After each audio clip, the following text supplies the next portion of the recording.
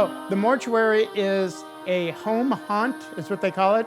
It's an outside decoration which you can walk through. It's got animated props, static props. There are lights, sounds, fog, all kind of to bring you that full Halloween experience.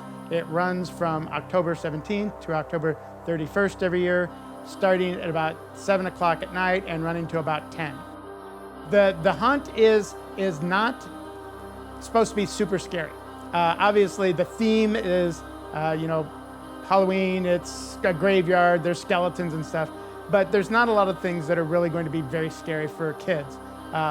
Every once in a while, I'll have a small child that'll get a little nervous, doesn't want to get too close to the house, but mostly the kids are just having fun. There's not a lot of things that are jumping out and scaring you.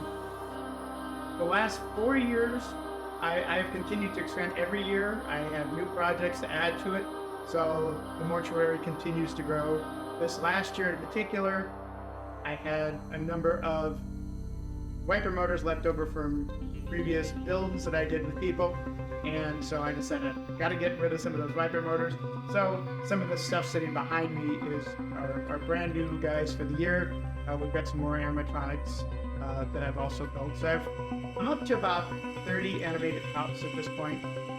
This year, one of the things I've done new is I've actually got some water features, as somebody referred to it, where I've actually used some pond pumps to drive some of the props. So I've got a new drinking skeleton, and I even got my wife involved. I got her to build a fountain using one of the pool pumps, and those are kind of cool as well. So those are new things. Constantly with most of the decorating, I'm always adding a little new feature or something. This year I used some dryer lint for moss, which kind of worked out nice. So there's always new finishing and stuff that I work with. I've used a little more rubber cement this year for attaching the hair to some of my skeletons. It also gives a very kind of wet looking feel to the skin, which is also kind of creepy. It makes it look like they just crawled out of the grave. So this year, one of my projects has been getting my wife involved. I keep trying to bring her over to do more Halloween stuff. And she actually has worked on one of her own projects. I've got a fountain, a skull fountain that she designed and built. Then I also, this year, she kind of knows how to manipulate me. She wanted a new book box. And so we have a brick mailbox out front that I built previously, and she wanted a book box. And she said, if you build a book box, you could put another guardian on top of it. So we now have a brick book box, and that's going to have a guardian on top of it. The book box is actually called the Edgewater Mortuary Little Free Library. And in October, it will be filled with Halloween-themed books. So I've also started a map which tracks the local haunts. So I'm interested in getting other people involved in haunting too. And if you just send me a message, include a picture of your haunt, I will put it on the map. And I've actually had people come up to me while we're outside who will say that they use the map to look for other places that are decorated for Halloween. It doesn't mean you have to go as big as what I'm doing. Any amount of decoration, if you're interested, if you're excited about it, tell me, I'll add it to the map, and you'd be surprised. You'll get more traffic. During the week, frequently, I get as much, if not more traffic sometimes, than I get on Halloween. I'll have 50, 60 people standing in the driveway on a Friday or Saturday night looking around at the stuff. So you may get a lot of people just coming by your house to look. Oh, we have, as usual, we have full-size candy bars for the kids Halloween night, wrapped with the Edgewater Mortuary wrappers, 360 of them. That's our over-under for this year. We're guessing I'm guessing we're gonna go over 360. I'm not sure my wife believes we're gonna go over 360, but that's kind of the line. We'll usually buy a little extra candy, but you won't get the full-size bars. And they are Reese's Peanut Butter Cups, which I understand are Illinois' favorite. Every year, same schedule. I always have opening night is October 17th. We will run through October 31st. Usually it'll run a little bit after October 31st until I can get a good day to take it down, depending on what day of the week October 31st is. It's a Thursday this year, so you can bet that it'll still be up on at least Friday, and then maybe by Saturday or Sunday I'll start taking it down.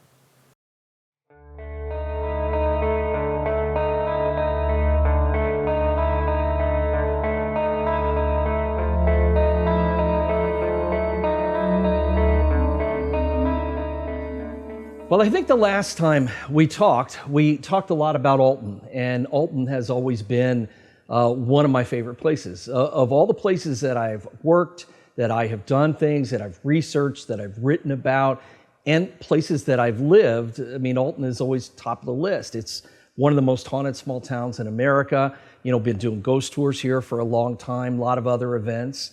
I've lived in a lot of different places around the state, but I moved back to Alton, and in recent times I've kind of, I would say, I don't want to use the word embellished, why don't we use the word enhanced, what I do here in Alton. So we've added a lot of things to the roster. In addition to our tours, we also do a lot of different kinds of dinner events and different kinds of ghost hunting events and ghost-related events. And then in 2024, I opened the American Oddities Museum, also in Alton, in probably one of the most haunted buildings in Alton. And this has become sort of our headquarters. We have a store here, we have a lot of our events and our dinners here, and the museum itself has become kind of a go-to destination for people that are looking for something unusual. Now, opening a museum, an oddities museum like this, has been something I've wanted to do most of my life.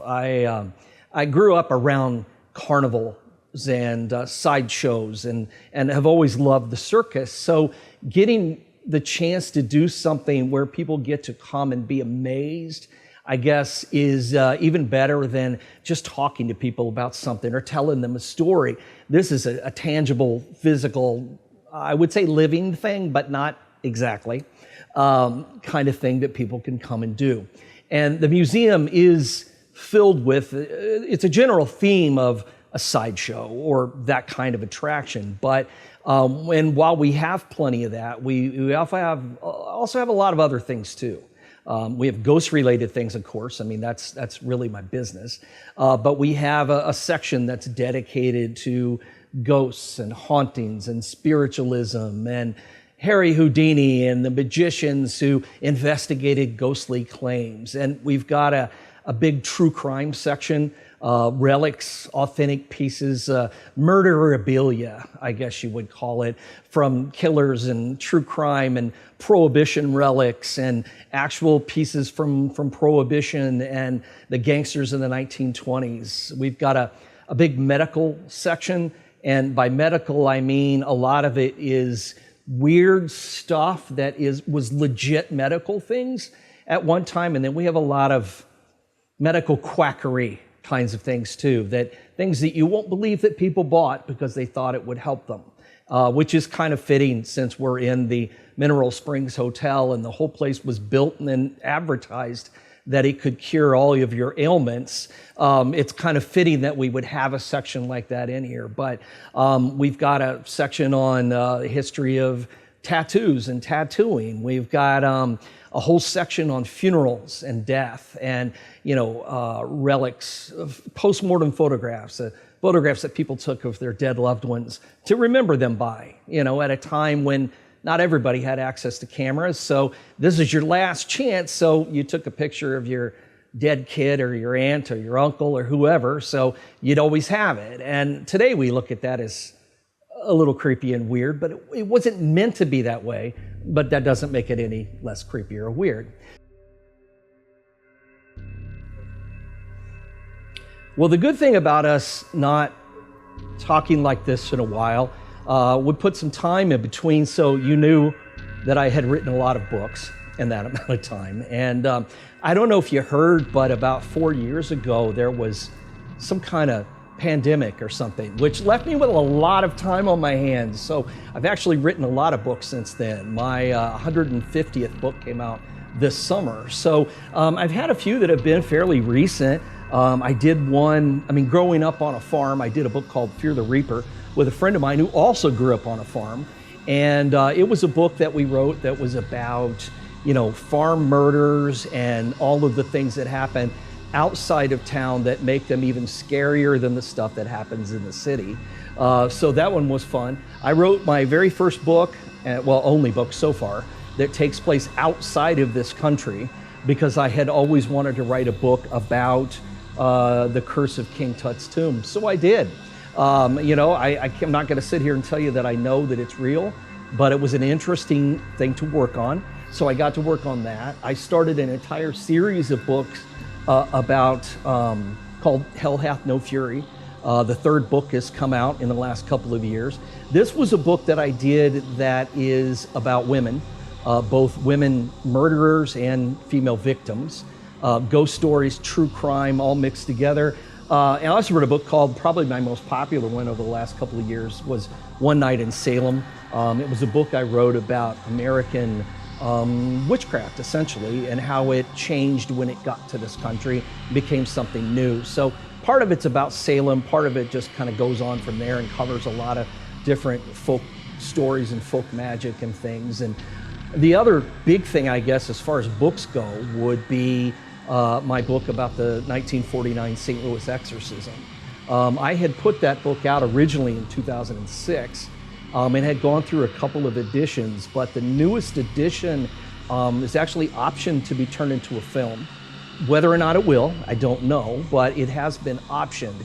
And when the new edition came out in 2022, I was finally able to reveal everything I could never talk about before, from the name of the boy that was alleged to be possessed to his family and really the entire story. And I'd never been able to talk about that before. I made an agreement that I would never use his name as long as he was alive, but he passed away in 2020, and it gave me the chance to talk about things I had never been able to before.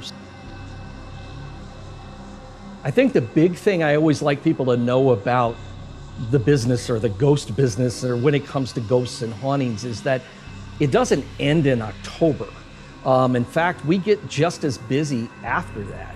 One of the biggest events that I do, at the end of the year is I do a big Christmas event. It's called Spirits of Christmas, and it is about the dark side of the holidays. And it sells out every year just because people are excited about that idea. And then on February 1st in 2025, we'll be doing our annual Dead of Winter event. Again, getting back to that scary stuff in the wintertime. But this particular event is, what the scariest thing about it is how much food we manage to raise for the homeless and the food banks in the area. That's what the event's all about. It's completely free. We usually have several hundred people who come. They all bring canned food or non-perishable items, and they're donated to the food banks. That's your only admission. And then coming up in June is our annual Haunted America Conference. And in 2025, it will be our 28th year. We're the longest running, oldest ghost conference in the country. When we started in 1997, and this is going to be another big year for us. We are having it at Lewis and Clark College, which is right outside of Alton and Godfrey. And again, we outgrew everywhere else. And we'll have just dozens and dozens of vendors, speakers, workshops, events. It runs June 19th through the 22nd. We'll have all kinds of events going on throughout the entire weekend. So the American Oddities Museum is open every weekend, unless a holiday falls during that weekend, but usually it doesn't. But we are open Friday, Saturday, and Sunday, noon to 5 every day. And those may expand in the future, but right now that's what we're open. And we'll always be here during that time. You can't miss us. Come on down to the Mineral Springs Hotel in Alton at 301 East Broadway. And we are hidden in what used to be the old original ballroom of the building. And if you are looking for something weird in the neighborhood, we've definitely got it. So a lot of people always ask me, what's your favorite item that you have in the museum, or, they'll ask, what's the spookiest thing that's happened around here? Because people know that the building has a reputation for being haunted. And, I have had experiences in the building over the years, but I didn't have anything odd going on when I was first setting this place up. I was working really hard. I was here a lot. But it wasn't until we were actually open, our grand opening weekend, and I was in the museum by myself, and I had staff members who were out front. The doors were still locked, and I heard somebody walk in, and I assumed it was one of my staff, and so I just spoke up and said, "Hey, I'm almost ready. Just give me a couple more minutes." And there was nobody there, but I clearly heard footsteps walking across the floor. Well, there wasn't anybody there. It was empty. And I thought, okay, so they're showing up for our grand opening too. But it was during that time that we started to notice some odd things were happening with not necessarily us personally, but with one particular item in the museum. I had a problem with him in his case. As I said, I have a case that's filled with haunted dolls, and this guy was one of the dolls that was in the case. Now, at that point, I didn't know a whole lot about him. I knew that his name was Sam, and that I knew that there had been a lot of people who'd had strange experiences around Sam, that they had weird feelings around him and that kind of thing, and everybody just always thought he was so creepy and so strange, and they always kept him in a case. Well, one of the things I noticed about Sam and his case was that when I would come into work the next day, I would find Sam was rarely in the same place he'd been left. He could be slumped over, he could be turned sideways, and it wasn't just me. I had a guy that works for me here, a buddy of mine, and he'd tell me the same thing. Sam's moved around. Now, we don't have cameras in the museum, but we have one in the hallway. So we would know if someone was coming in and out. Nobody was. I mean, sometimes he would be turned completely around backward. And I thought, okay, he's got to be falling something. So I bought a metal stand that I put him in so he couldn't move. It attaches to his back. So he had to sit there. And once again, he's still moving. Now, sometimes the stand would be loose, or sometimes it would still be attached to him. He'd still be moved. So finally, I got Sam his own case and put Sam in a case by himself with his stand, and he hasn't moved since. Now, I don't know if he just wanted to be by himself, or it might be that we know more about Sam than we used to. So I had gotten Sam from a friend of mine, and this friend had just continued to do research and found out that Sam had actually been a gift to a little girl. In 1916, he had given it to her, this guy had given it to her, and it was her older brother, and his name was Sam. And he had this suit made. It's a handmade suit, the tie, the shirt, everything about it matched one that the real Sam wore. And so he gave it to his little sister with the idea that she wouldn't miss him because he'd been drafted, was drafted in 1918 to go overseas to fight in World War I, and died there. And then to make things worse, the little girl, his sister that he'd given it to her, she died during the influenza epidemic later in 1918. So they both died. Well, the parents hung on to the doll for a long time, and then it's gone through a couple of different owners since then. But in every case, the owners always had strange stories to tell. It wasn't so much that Sam himself was haunted. They believed it was the ghost of the sister who had owned Sam, who's haunted, and that she doesn't like other kids playing with Sam, and she also doesn't usually like other adults. She gets very jealous when people come around and mess with Sam. Now, some of the owners said they never had any problems, but other people would. So we thought maybe that was what was going on, because I've never had a problem with Sam, but I like to take him with me when I go to events and things out of town. And if nobody knows the story, I have so many people that are totally creeped out by him, that get a really bad vibe, and then there'll be a handful of people that don't. It's like he just takes a liking to certain people. Well, Sam or his ghost, I don't know. I don't know which one is haunted, but he's definitely become a character for us. and is kind of our, I guess he's kind of become our mascot. But he's, to a lot of people, a very creepy mascot, but not so much for me.